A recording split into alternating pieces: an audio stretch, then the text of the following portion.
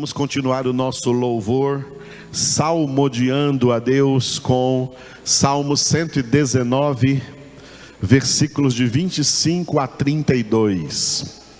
Então oremos juntos, salmodiando a Deus, Salmo 119, 25 a 32.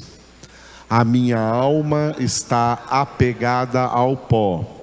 Vivifica-me segundo a tua palavra. Eu te expus os meus caminhos e tu me valeste. Ensina-me os teus decretos. Faze-me atinar com o caminho dos teus preceitos e meditarei nas tuas maravilhas. A minha alma de tristeza verte lágrimas. Fortalece-me segundo a tua palavra.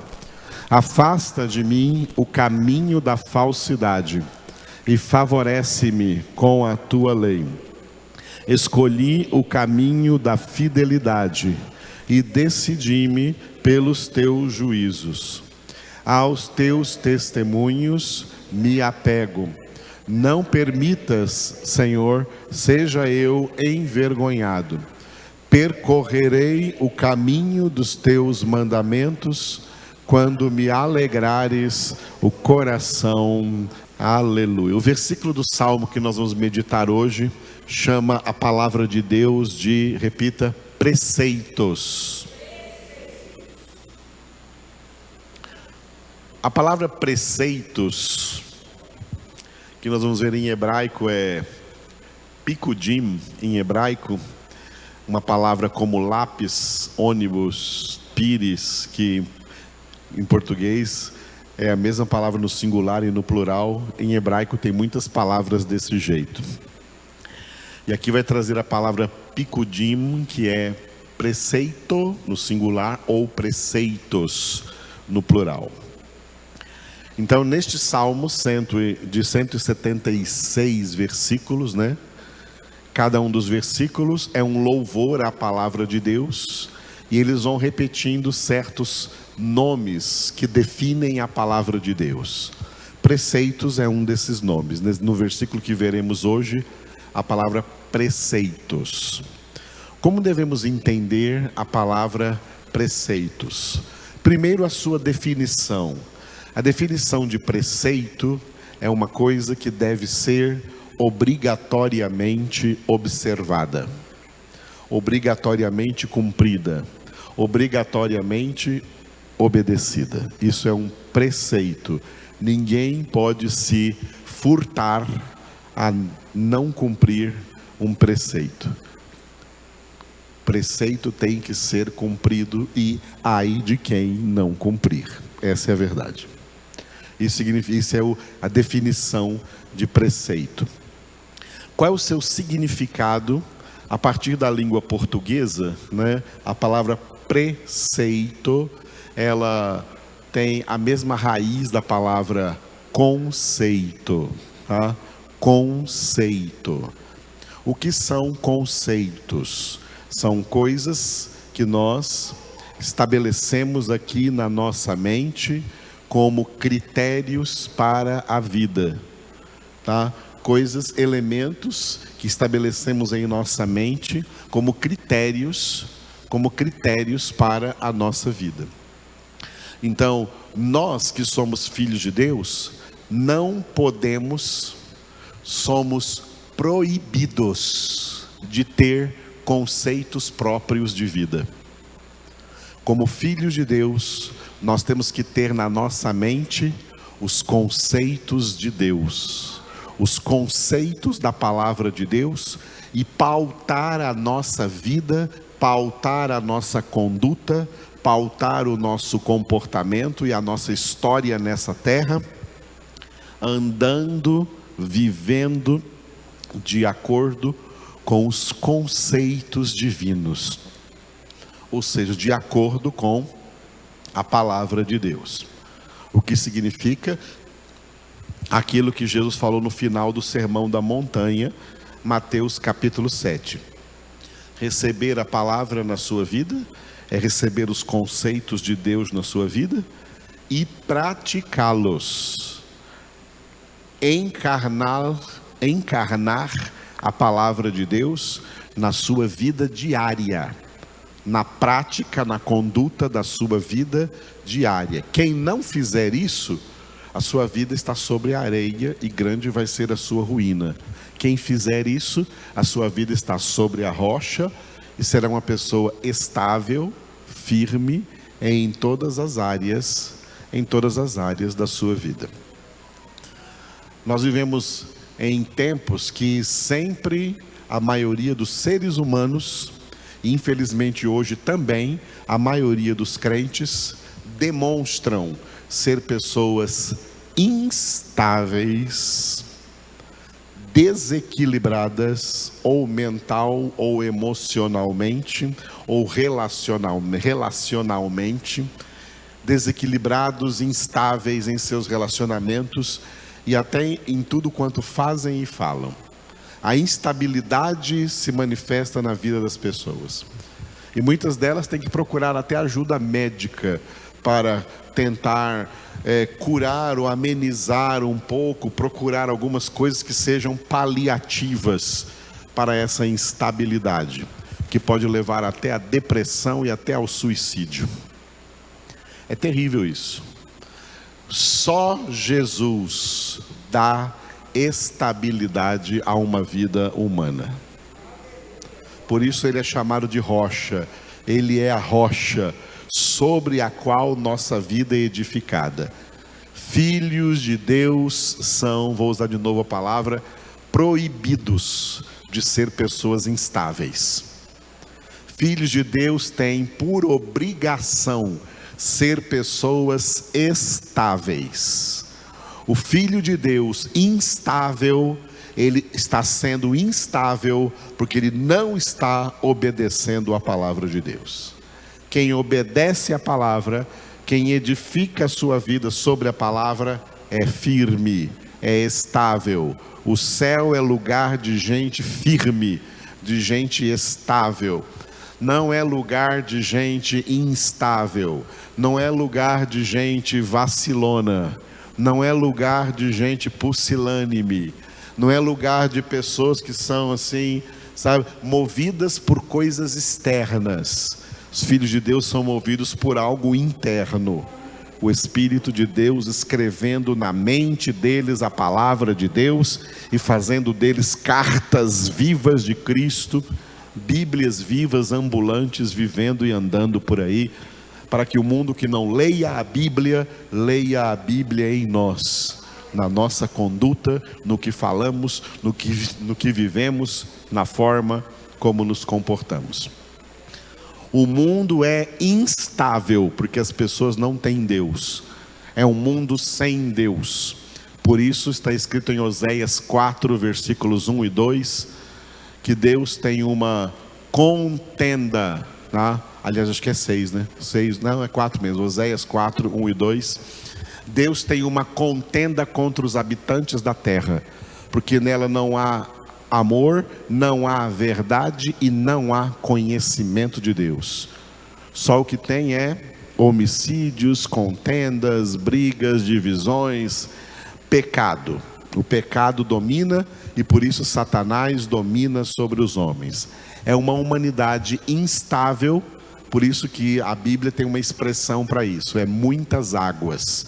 Muitas águas. Apocalipse 17, 18 fala da mulher, que é a Babilônia, que significa o sistema do mundo, assentada sobre muitas águas. E explica lá que as muitas águas são povos, línguas, nações, tribos. A humanidade é representada por muitas águas. Muitas águas é uma expressão de instabilidade. Instabilidade. Foi por isso que Jesus não foi afogado pelas águas, ele andou sobre as águas, para nos ensinar assim que quem é filho de Deus não é afogado pelas muitas águas da instabilidade do mundo, mas anda firmemente, como em terra firme, sobre essa instabilidade, sendo pessoas estáveis, sendo pessoas firmes, porque cumprem, vivem de acordo com a palavra de Deus, os conceitos de Deus. O que conceitos tem a ver com pré-conceitos? Conceito vem de concepção. Conceitos é algo que Deus coloca dentro de nós, assim como, tomando por exemplo, uma mulher concebe do seu marido um filho ou uma filha. O ato da concepção de uma criança lá dentro de uma mulher, tá? É assim que a gente vai comparar, é assim que a Escritura quer comparar, é dessa forma que Deus quer implantar a sua semente aqui nas nossas cabeças, aqui na nossa mente, para que nós concebamos a palavra de Deus. A palavra de Deus tem que ser concebida em nossas mentes, gerada em nossas mentes e crescer em nossas mentes, formando em nós a mente de Cristo, para que sejamos homens espirituais. O homem espiritual tem a mente de Cristo. A palavra foi concebida dentro dele, a palavra foi gerada dentro dele, e a palavra se desenvolveu, cresceu dentro dele, formando Cristo nele. Por isso, quando Paulo escreve aos Gálatas, ele diz assim: ó Gálatas insensatos, por quem até hoje eu sinto dores de parto, desejando que seja Cristo formado em vós. Cristo formado dentro de nós é a palavra sendo concebida, gerada e desenvolvida dentro de nós, formando a mente de Cristo, formando o caráter de Cristo, e isso vai se manifestar na forma como vivemos. Vamos viver como Jesus. E poderemos dizer, Gálatas 2:20, já não sou eu quem vive, mas Cristo vive em mim. Como a maioria dos crentes está absolutamente fora dessa realidade. São eles mesmos que vivem, não é Cristo não. Eles mesmos é que vivem, eles é que sonham, eles é que escolhem, eles é que determinam, eles é que tomam as decisões. Então nem aí para Cristo, querem que Cristo os abençoe, querem que Cristo os salve, mas não estão nem aí para a palavra e para os conceitos de Cristo, para os conceitos de Deus em suas vidas. O que está concebido neles ainda é a árvore do conhecimento do bem e do mal, e não a árvore da vida, que é a palavra de Deus. A palavra de Deus é Cristo, a árvore da vida é Cristo. Aleluia. Muito bem. Conceito vem da ideia de conceber. E pré, que virou então preceitos, traz aqui o fator preventivo das Escrituras. O plano de Deus é que essa palavra seja pré-concebida por todos nós. Pré-concebida. Por isso que o ideal é que, como está escrito no livro de Provérbios, ensina à criança o caminho que ela deve andar. E até quando for velho, jamais se desviará desse caminho. Hoje, pais evangélicos e crentes, se dizem evangélicos e crentes, estão absurdamente errando com relação a isso. Porque eles pensam que podem terceirizar a educação cristã, a educação bíblica dos seus filhos para qualquer instituição ou para qualquer pessoa, ou mesmo para uma igreja. Estou levando meu filho numa igreja porque lá tem escolinha e ele vai aprender. A ordem de Deus, em Deuteronômio capítulo 4, é que os pais, não, agora é 6, agora é Deuteronômio capítulo 6, os pais, pai e mãe, inculquem a palavra de Deus nos seus filhos. Os pais de hoje não estão fazendo nada em relação ao evangelho para os seus filhos. Nada. Eles querem que alguém faça isso por eles, mas eles não se sentam e colocam Bíblia na cabeça dos seus filhos. Tá? Não colocam Bíblia na cabeça dos seus filhos. Tem crianças na salinha aqui que já deduraram seus pais. E minha mãe não lê Bíblia nem um dia na semana. Ah, meu pai nunca orou com a gente. Meu pai nunca me ensinou a orar, nunca orou comigo. Os pais colocam os filhos no celular, na internet, no tablet, na televisão, e não sentam com eles para orar com eles diariamente, como diz em Deuteronômio 6, e pelo menos 2 vezes por dia, ao se levantar e ao se deitar, de manhã e de noite, ensinando para eles a palavra de Deus.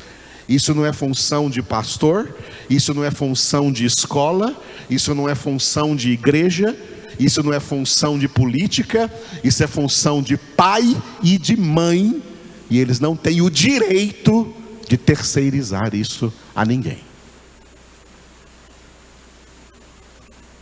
É pai e mãe em casa, ensinando aos seus filhos a palavra de Deus, e o pai e mãe que não fizer isso, serão cobrados diante de Deus. Porque isso é preceito. Deuteronômio 6 é preceito. As palavras que hoje eu te ordeno, diz o Senhor, estarão no teu coração. E tu, não outra pessoa, tu as inculcarás aos teus filhos e delas falarás, assentado em tua casa, andando pelo caminho, ao te deitares e ao te levantares. Entendeu aí, pai e mãe? Entenderam aí, pai e mãe? Entenderam aí, pai e mãe? E em casa também? Hoje temos pais e mães preguiçosos para ensinar seus filhos, para trazer vida espiritual para os seus filhos. Pai e mãe não é só para trazer pão de cada dia, não. Não é só para pôr roupa, não é só para comprar brinquedo, não é só para levar em cinema, o que já é uma artimanha de Satanás, porque ali sempre tem sementes malignas. Acham fácil implantar sementes do diabo nos filhos e não implantam nada da palavra de Deus. Ah, porque eles têm que se divertir. Não tem diversão. Filhos de Deus não têm diversão. Filhos de Deus têm conversão. Porque a alegria dos filhos de Deus é Deus. Não é diversão, é Deus. Não é circo, não é palhaçada, não é stand-up, não é piada, não é playground, não é Disney World. Ninguém precisa de diversão. O que todo mundo precisa é de genuína conversão. Porque tudo que há no mundo é concupiscência. Começando das coisas que são apresentadas hoje para as crianças. Concupiscências infantis, que vão levá-las depois a concupiscências juvenis, e vão levá-las depois a concupiscências adultas. É um degrau. O diabo é um mestre excelente. O diabo consegue dominar as mentes. Tem que tirar o chapéu para o diabo nesse sentido. Ele encheu o mundo com os seus ensinamentos e a humanidade cai direitinho, inclusive a humanidade crente, que se diz crente, que já vai iniciando seus filhos nas ilusões, fantasias e mentiras de Satanás, mas não conseguem sentar em casa para ensinar Bíblia, colocar palavra de Deus na mente dos seus filhos. Esse é o sentido de preceito. São conceitos pré-concebidos. As doutrinas de Deus têm que ser pré-concebidas. Elas têm um valor preventivo. Porque a pessoa que desde criança recebeu verdadeiramente essa palavra, não religiosidade, leva para uma igreja porque tem isso, tem uma a criança vai se distrair com isso, com aquilo, ela vai conhecer amiguinhos. Seus filhos não precisam conhecer amiguinhos, não. Seus filhos precisam conhecer Jesus Cristo. Os amiguinhos não vão salvar seus filhos, não, vão condená-los. O único amigo que pode salvar seus filhos é Jesus. E Jesus disse: vós sois meus amigos, se fazeis o que eu vos mando. Mas está cheio de crente carnal, leva seus filhos também, leva sua família também, na mesma carnalidade. Só que o final vai ser triste. Porque casa edificada sobre areia, grande será a sua salvação? Grande será a sua salvação? Grande será a sua ruína. Aí vai ser ruim. Diverte agora, ri agora, e ai de vós que agora rides, porque vireis a chorar e lamentar. Foi o que Jesus disse. Palavra de Deus, amados, é coisa séria. Deus quer essa palavra pré-concebida aqui na nossa cabeça, para que diante das circunstâncias malignas neste mundo, nesse vale da sombra da morte, a gente não caia nas tentações, nas armadilhas de Satanás, porque vivemos em um campo inimigo. Amém? Por isso a palavra é chamada de preceitos. Preceitos. Ok? Se alguém perguntar, mas você é uma pessoa preconceituosa?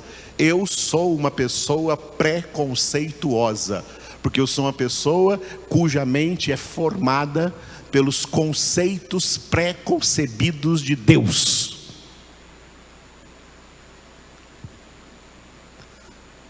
Quando você fala a palavra preconceito, isso hoje no mundo é uma coisa negativa, mas na verdade não é não.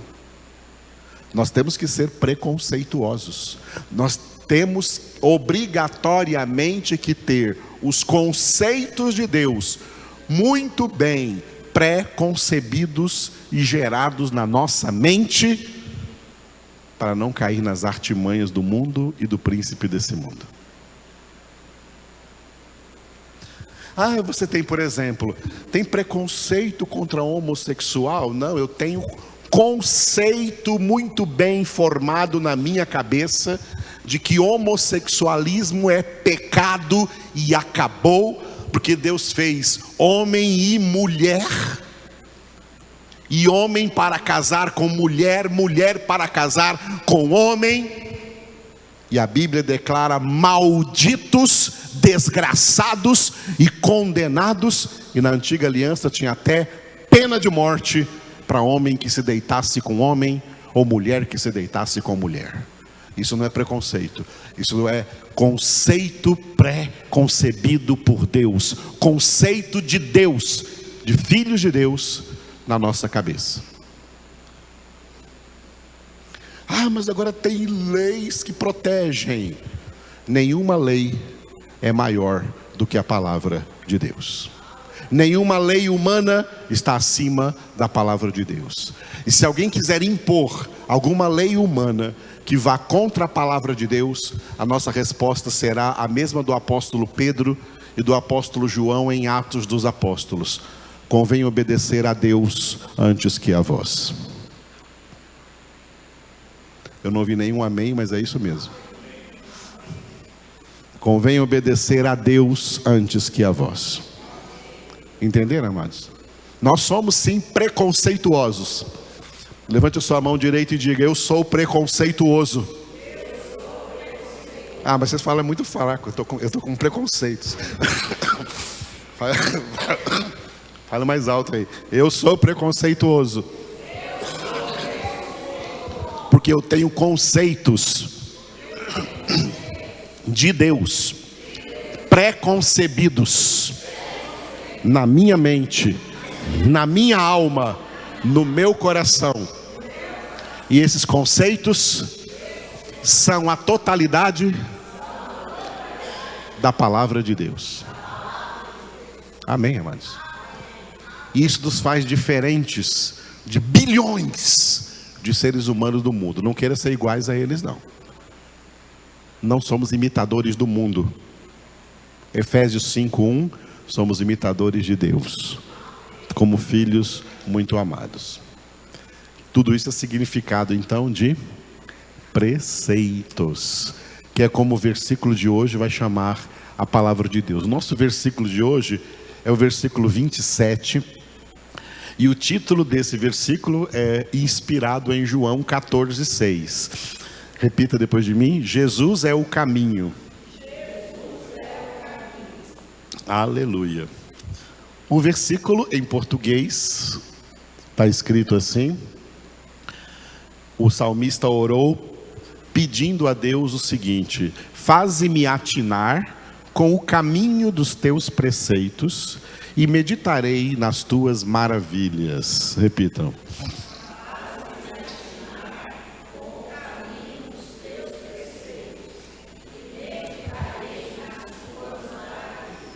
Aleluia. Bom, vamos ver esse texto em hebraico para ter uma melhor tradução, pelo menos no mínimo de uma palavra aí, né? O que é atinar, né? Atinar, aqui usa atinar em português, né? Atinar, tomar tino, né? Atinar. Mas em hebraico tem uma palavra mais fácil do que essa aí. Derer pikudeira ravinene vassirra binifloteira. É isso que está escrito em hebraico aí, tá? Com letras em português. Lá em cima, ouça e repita: Derer pikudeira. A primeira palavrinha lá antes do hífen, que é, diga de novo, Derer. Derer é a palavra caminho, tá? Caminho. Tem muita gente aí de língua inglesa que dá nome para os filhos de Derek. Muita gente, muito menino aí, muito homem nos Estados Unidos, na Inglaterra. Eu tenho um aluno da Inglaterra que participa das aulas comigo aqui, o nome dele é Derek. Derek, esse nome vem do hebraico Derer, que é caminho, tá? Derer, caminho. A segunda palavra ali depois do hífen diga, picudeira. Picudeira é teus preceitos. Teus preceitos. Então, a primeira frase, primeira linha lá, o caminho dos teus preceitos, o salmista está orando a Deus, o caminho dos teus preceitos. Segunda linha, diga, ravinene. Ravinene, que os tradutores em português aqui colocou o verbo atinar. Não, ali é o verbo entender. Entender. Então o caminho dos teus preceitos faz-me entender. O caminho dos teus preceitos faz-me entender. Penúltima linha, diga, vassirra. Vassirra é e que eu medite. Tá diferente do português. No português está e meditarei, né? Não, aqui é um verbo no imperativo da primeira pessoa. Em hebraico, o imperativo da primeira pessoa dando a ordem para si mesmo. Eu dando ordem para mim mesmo. E que eu medite. O caminho dos teus preceitos faz-me entender. E que eu medite. Última palavra ali, diga, binifloteira. Binifloteira, tudo isso, e aí é nas tuas maravilhas, como está aqui, nas tuas maravilhas, ok? Então, a melhor tradução em português, né? Na melhor tradução em português, ali no lugar de que eu medite, eu coloquei que eu considere, é o mesmo verbo meditar e considerar, em hebraico é um verbo só. O caminho dos teus preceitos faz-me entender e que eu considere as tuas maravilhas. Repita.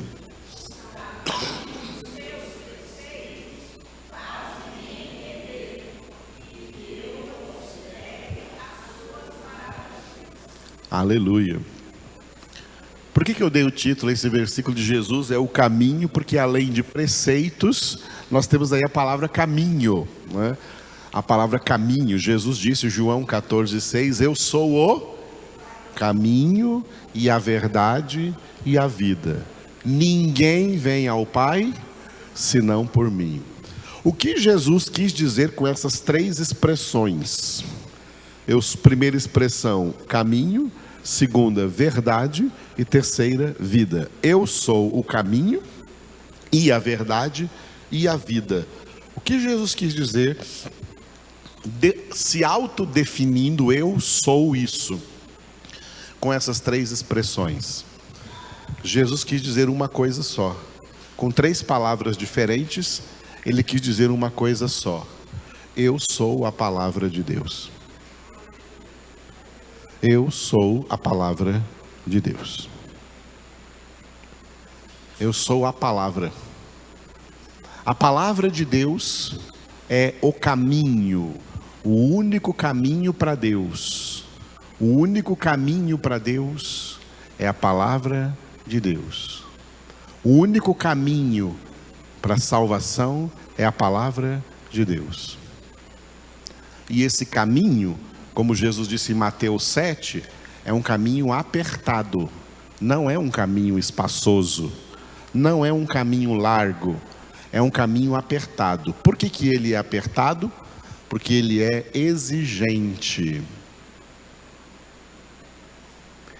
Eu costumo dizer para vocês, tenho que repetir isso sempre, porque nós vivemos em tempos em que as igrejas evangélicas estão tomadas por mentiras e não pela verdade, tomadas por heresias, e todas as heresias têm uma coisa em comum: elas são facilitadoras da salvação. As heresias são facilitadoras da salvação. A verdadeira palavra de Deus, todas as doutrinas bíblicas, a verdade de Deus, o verdadeiro evangelho de Deus, nunca declarou que a salvação é fácil. Sempre declarou que a salvação é difícil. Jesus disse que a salvação não é acessada pela porta larga e nem pelo caminho espaçoso. A salvação é acessada pela porta estreita e pelo caminho apertado. Essa porta estreita é Jesus. João 10:9, ele disse, eu sou a porta. E esse caminho apertado é Jesus. João 14:6, ele disse, eu sou o caminho. Jesus é a palavra de Deus. É porta estreita e é caminho apertado. E Jesus disse em Mateus 7, 13 e 14 que são poucos, não são muitos, são poucos os que acertam com essa porta estreita e conseguem andar nesse caminho apertado. São poucos. A maioria vai para a porta larga, a maioria vai para o caminho espaçoso. As heresias tentam facilitar para as pessoas, como? Tentando facilitar para as pessoas a salvação, as heresias alargam a porta estreita e as heresias, alargam, dão mais espaço ao caminho apertado. É por isso que esse fator numérico que você enxerga muitas vezes, de que o número de evangélicos cresceu no Brasil, cresceu coisa nenhuma. Esse número de evangélicos aí, essa quantidade aumentou, não é por causa de avivamento e não é por causa de conversão, é por causa de alargamento da porta e espaçamento do caminho. É porque as igrejas, as denominações, para as quais os pecadores não ousavam jamais frequentar e entrar, porque para ser crente antigamente tinha exigências, As pessoas do mundo não queriam ser crentes, porque para ser crente tem que largar isso, tem que largar aquilo, tem que renunciar a isso, tem que renunciar aquilo. E nas últimas décadas que as heresias entraram nas igrejas, essas heresias mudaram a pregação do evangelho. Não precisa largar nada. Você pode ser crente e continuar bebendo, você pode ser crente e continuar fumando, você pode ser crente e continuar com as músicas do mundo, você pode ser crente e continuar com as festas do mundo, você pode ser crente e continuar com tudo que há no mundo, porque Deus é amor. Você pode fazer tudo. Foi um evangelho liberal, um evangelho libertino, um evangelho de libertinagem. E esse evangelho agradou o mundo. Oba, as igrejas crentes mudaram, vamos para lá. E se lotaram e fizeram grandes igrejas. Igrejas ricas, como o Bairro me disse ontem. Igrejas ricas, como a igreja de Laodiceia em Apocalipse capítulo 3. Somos ricos e abastados e não temos necessidade de nada. E não sabes que és miserável, desgraçado, pobre, cego e nu. Estão cegos pelas riquezas do mundo, pelas vaidades religiosas que alcançaram, se perderam completamente da porta estreita, se perderam completamente do caminho apertado, se desviaram completamente de Cristo e pensam que estão em Cristo. O pior estado espiritual de uma pessoa é quando ela está nas trevas e pensa que está na luz. Esse é o pior estado espiritual da pessoa. Quando ela pensa estar na luz, quando está nas trevas. Pensa que está na luz porque está dentro, vamos supor, de uma igreja que tem grandes estruturas, tem tudo aí, olha quanta coisa, que maravilha, isso só pode ser de Deus. Para ser de Deus, é o número 1, uma só coisa, singular, só Jesus, só Evangelho, só palavra. Como Martinho Lutero disse, sola Escritura. Sola Escritura. Não tem divertimento para A, B, C, D, E, F, G. É sola Escritura. A mesma Escritura para crianças, para adolescentes, para jovens, para adultos, para casados, para solteiros, para idosos, a mesma Escritura, mesmo Evangelho, mesma palavra. Sola Escritura. Tudo que passa disso é do maligno, é da carne, é do mundo. E as igrejas se encheu de coisas fora, para além das Escrituras, para além do Evangelho, e por isso essa quantidade de gente que achou legal, opa, agora as igrejas crentes mudaram, não são mais como antes era difícil ser crente, agora está muito fácil ser crente, tá? Está muito fácil ser crente, tem crente frequentando motel, tem crente, tendo relação sexual fora do casamento, tem crente se casando 2, 3, 4, 5 vezes, inclusive pastores. Está muito fácil ser crente hoje em dia. O pecado não é mais pecado. Falei de homossexualismo, mas está cheio de crente homossexual, crente lésbica.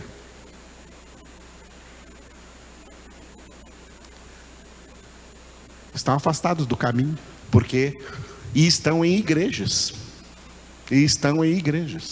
Antigamente, o desviado era aquele que saiu da igreja. Hoje não, os desviados estão dentro da igreja e muitas vezes com o título de pastor. Estão desviados da verdade, desviados do caminho. A porta continua estreita. O caminho continua apertado. Portanto, a porta que eles estão pregando e o caminho que eles estão pregando não é mais Jesus. Não é Cristo. E não conduz essas pessoas para o céu. E essas doutrinas, então, são facilitadoras da salvação. A Bíblia não tem nenhum lugar que diz que a salvação foi facilitada. Pelo contrário, o apóstolo Pedro escreveu, 1 Pedro capítulo 4, versículo 18, o apóstolo Pedro escreveu: é com dificuldade que o justo é salvo. Ele colocou isso em forma de uma pergunta: se é com dificuldade que o justo é salvo, onde vai comparecer o ímpio? Sim, o pecador? A salvação é difícil. É por isso que não há outra porta a não ser a porta estreita, que é Jesus. E não há outro caminho a não ser o caminho apertado, que é Jesus. E a salvação é só para aquele que, até o fim da sua vida, perseverar nesse caminho. Jesus condicionou a salvação à perseverança. Mateus 24, 13. Aquele que perseverar até o fim, esse será salvo. Não é perseverar em uma determinada denominação, é perseverar no caminho, perseverar em Cristo. Porque muitas denominações estão desviadas desse caminho, estão em caminhos espaçosos.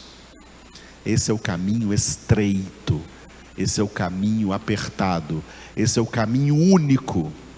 Fora de Jesus não há salvação. Jesus Cristo é o único Salvador.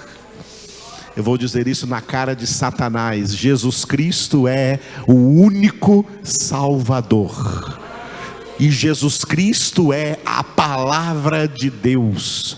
Por isso ele disse: eu sou o caminho, a verdade e a vida.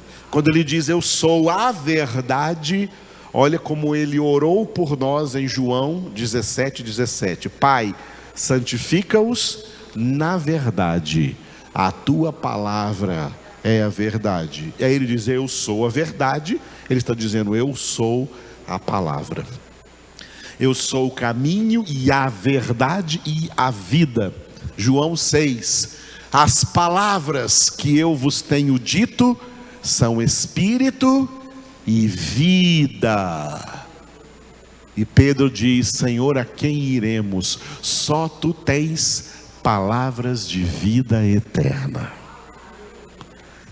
Então, quando Jesus diz em João 14,6: eu sou o caminho e a verdade e a vida, não está dizendo três coisas, está dizendo uma só coisa, com três expressões diferentes. Eu sou a palavra de Deus. E portanto, fora da palavra de Deus, não existe salvação.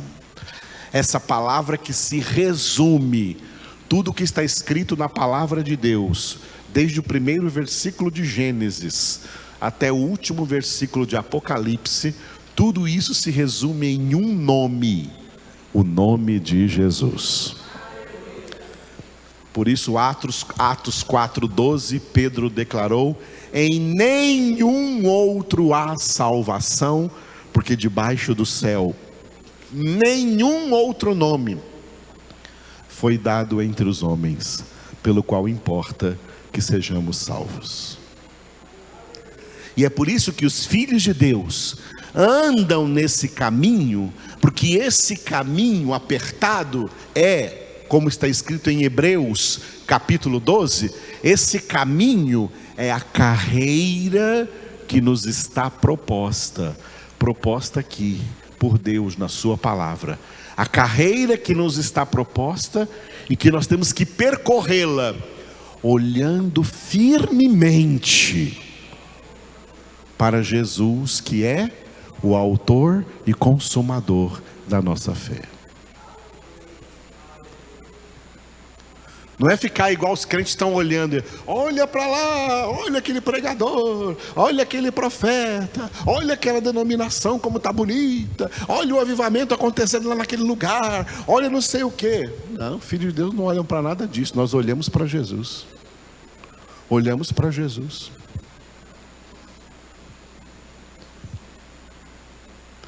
Eu nem sabia que estava acontecendo alguma coisa nos Estados Unidos. Uma aluna minha, pastor, o que o senhor acha do que está acontecendo lá nos Estados Unidos? Eu falei, o que está acontecendo lá? Não estou sabendo de nada. Por que eu não estou sabendo? Porque eu não fico perdendo tempo vendo um monte de coisa que as pessoas ficam vendo por aí.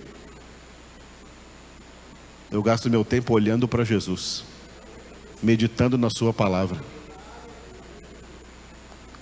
Pastor, já ouviu aqui? Alguém falou essa semana. Se eu soube daquela cantora, falando de tal, que cantora? Não conheço não, nunca ouvi. Não sei nem que música que é. Mas todo mundo está cantando agora na igreja. Todo mundo não, eu não estou. Não sei quem é. Mas pastor, todo mundo já sabe, se eu não sabe. Não, eu não sei. Pergunta para mim de Bíblia que isso eu sei. É nisso que eu medito de dia e de noite na minha vida, desde o primeiro dia da minha conversão. Olhar fixo, olhando firmemente para Jesus. As pessoas, o diabo consegue chamar a atenção delas e tirar delas a atenção de Cristo e olhar para outras coisas. Vivemos num mundo em que está cheio de criança e adolescente e adulto também com TDAH. Não consegue se concentrar em nada, porque tudo chama atenção. Olha aquilo ali, olha aquilo acolá, olha aquilo ali, olha acolá. As redes sociais estão lotadas de coisas, e é Instagram e não sei o que mais, é isso e aquilo, viu que fulano postou, viu que fulano colocou, olha quantos seguidores tem ali. Cheio de baboseira.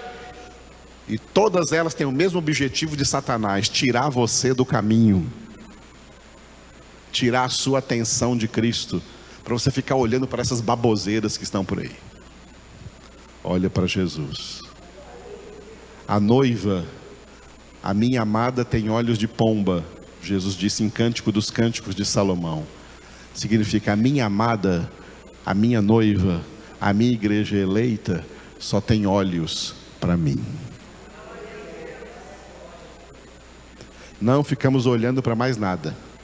O mundo pode criar as programações que quiser, não tenho olhos para isso. Não, alguém perguntou para mim um dia: você ouviu acontecendo no Big Brother Brasil? O que é isso? Eu falei, o que é isso? Eu nunca na minha vida vi uma porcaria dessa, nem por um segundo na minha vida.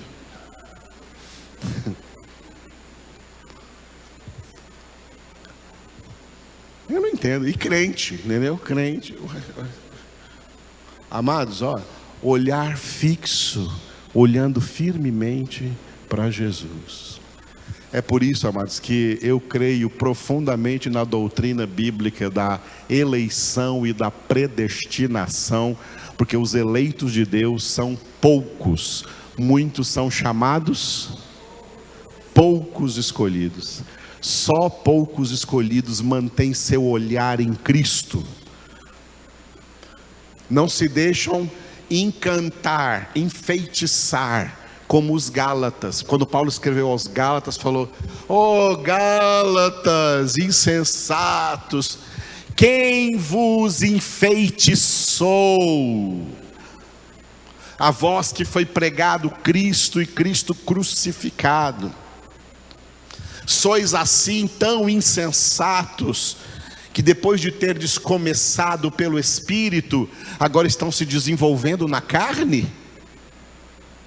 Desviaram, os Gálatas estavam desviados. Ainda bem que as igrejas do primeiro século desviaram, porque Paulo escreveu as cartas, tudo porque estavam desviados, para corrigir os desvios, e veio a palavra de Deus para nós. Os coríntios estavam desviados, os gálatas estavam desviados. Paulo escrevendo para eles: olha, está errado o que vocês estão fazendo. Volta para Cristo, volta para o caminho, volta para a palavra, volta para a verdade. Está cheio de filho pródigo. Não é filho pródigo voltando para casa, não. É filho pródigo saindo de casa para gastar tudo no mundo. Gastar no mundo, esbanjar no mundo, se divertir no mundo. Está cheio de crentes se divertindo no mundo. Está maravilhoso para eles ser crente nesse mundo. Fora da palavra, fora do caminho, fora da verdade, fora da vida, fora de Cristo. É por isso que a salvação é para aqueles, exclusivamente para aqueles, Efésios 1:4, que Deus escolheu antes da fundação do mundo, para serem santos e irrepreensíveis diante dele em amor. O salmista, ele é um desses eleitos de Deus, porque ele ora a Deus: Senhor, o caminho dos teus preceitos faz-me entender. O que eu quero entender é palavra de Deus. O Espírito Santo colocou isso no meu coração desde o primeiro dia da minha conversão. O que eu quero entender é palavra de Deus. Eu não quero entender disso, daquilo. Tem um monte de coisas no mundo que querem chamar a sua atenção para você entender. Ontem eu estava vendo uma reportagem assim, inventando um negócio de metaverso. Misericórdia, olha aquilo. Misericórdia, quanta promiscuidade vai vir atrás disso daí. Não sabe nem o que é o universo, agora que é um metaverso. Misericórdia, o que é isso que estão inventando? Eu não quero entender disso, nem vou pesquisar isso, não vou entender nada disso. Eu quero entender de Bíblia. Eu não quero entender das coisas profundas de Satanás, como está escrito em Apocalipse capítulo 2, na mensagem à igreja de Tiatira. Olha, não precisa ficar querendo entender as coisas profundas de Satanás. Vamos buscar entender as coisas profundas de Deus. As coisas profundas de Deus, entender a palavra de Deus. Então, o caminho dos teus preceitos faz-me entender, e que eu considere, que é a mesma coisa, que eu medite nas tuas maravilhas. Essas maravilhas aqui, são as maravilhosas doutrinas de Deus na sua palavra. Não são maravilhas externas, não, é maravilhas aqui, maravilhas, coisas maravilhosas que Deus tem para nos revelar aqui na palavra de Deus. Como é maravilhoso mergulhar nas profundezas da palavra de Deus e ver, contemplar, meditar nas maravilhas que Deus revela para nós na sua palavra. Jesus disse que isso não é para todos. Isso não é para todos. É só para os poucos escolhidos, aos quais ele disse: a vós vos é dado conhecer os mistérios do reino dos céus. Aos de fora, não. Tudo se lhes fala por meio de parábolas, para que, tendo ouvidos, ouçam e não escutem, tendo olhos, vejam e não enxerguem, tendo mente, não entendam, não se convertam, não sejam curados e não sejam salvos. Foi isso que Jesus disse. A revelação dos mistérios de Deus é para aqueles que Ele escolheu. Aquele que Ele escolheu. A intimidade do Senhor é para aqueles que o temem. Está escrito no livro dos Salmos. Não é para todo mundo, porque é difícil. É só para aqueles que Deus escolheu, e por isso Deus, Filipenses 2:13, opera, efetua neles tanto o querer como o realizar segundo a sua boa vontade.